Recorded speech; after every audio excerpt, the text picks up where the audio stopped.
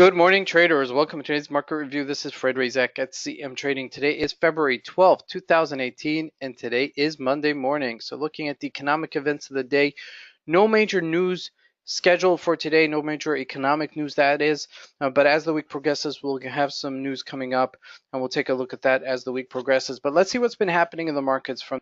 So I guess, we've had a little bit of a recycling process last week, if you call it, or a redistribution of the dollar last week as the dollar got much stronger. And it looks like this week is going to be a reversal of that, or beginning to be a reversal of that. We're looking here at the Euro USD, and it kind of flatlined at 122.18. Now this 122.18 has been historically a minor support for us, and that's sure enough what happened early this morning, late last Friday, and we're bouncing off of it, breaking off of our trend line, our downwards trend, and trading right now at 122.89-ish level, which is a resistance level. So, we may break this up on the upside and maybe close in at this 123.60-ish level, and that's what I'd be looking to do. As soon as it broke this 122.50-ish level, it pounced up 40 pips and came close or touching even our resistance level. So that's, a little bit of the cycle, as the week of last week was more the dollar getting stronger. This week looks like the dollar is going to be getting weaker versus more of the major currencies. Looking at the GBP USD, slightly reversing here, but usually the GBP is playing catch up, okay, and then it surpasses somehow the Euro USD. So the fact that it's not bouncing so hard here isn't so disconcerting, because it usually plays catch up. Looking at the USD ZAR getting much stronger versus the dollar here. We're created this resistance level at 12.13. We're below this 12, and we're closing in at this 1190-ish level, excuse me. And if we do break it, we could definitely see ourselves going back to the 1182-ish level. So the dollar is not over, but there is the redistribution, if you call it, or the cycle is turning itself again versus the dollar. Looking at the Aussie USD, also finally bouncing here. We were waiting for this bounce long time, 78. We still have some real estate to make back, but let's see if this does break our downwards pattern, okay, and consolidating here. I'd like to see some sort of confirmation, maybe for it to sell off back to the 77, 80-ish level and then bounce back.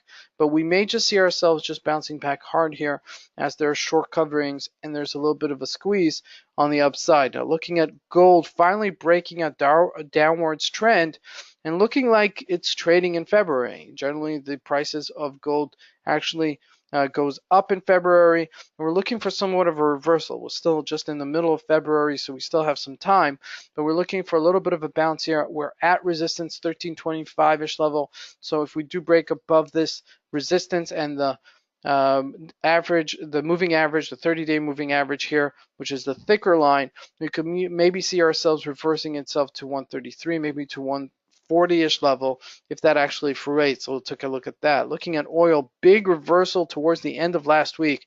We made a triple top at the 66 and we shorted it.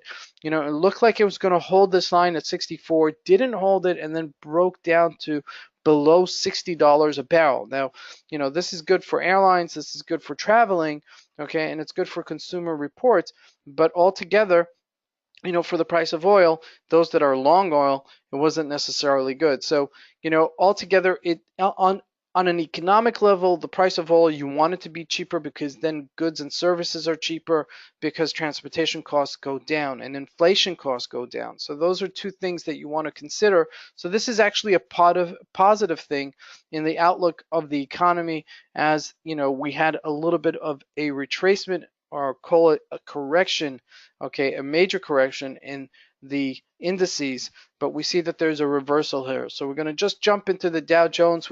Remember last week, we had a massive sell-off last week to 23,250 from 26,600-ish level, and now we're trading at 24,325. A nice bounce this morning, just gapping up 130 points as we just started the week. And I think this week we're going to be looking to make back some real estate. I don't think it's going to happen overnight. I don't think the Dow's going to bounce 1,000 points overnight, but I do think that slowly but surely we'll be getting back to our all-time high levels once again. I mean, altogether, this is this was a massive retracement, as you can see here. I mean, on the daily chart, we gave back a half a year of a rally, in just a matter of less than 3 days, which is, tremendous volatility and tremendous opportunities, but also, confirms itself a little bit of a looking forward to making some of those prices back. So that's what I'd be looking there. Looking at the DAX as well, we're bouncing up here as we've slid below 12,300-ish level, and now we're slowly coming back to that level and holding that line. So I'd like to see a reversal here also, but we've been covering the DAX for quite some time, and the DAX was really the giveaway that that this thing was getting a lot weaker into last week, right? Because the Dow was breaking out higher and the DAX wasn't breaking out higher, it was selling off. So the DAX really confirmed the way for a correction in the Dow. So we're looking for maybe some leadway here in the DAX to show us that it's maybe correcting itself, coming back to maybe 12,500-ish level, and seeing somewhat of a correction. So that's what we'll be looking for this week. This is Fred Razak. I want to wish you guys a great trading day. Thank you.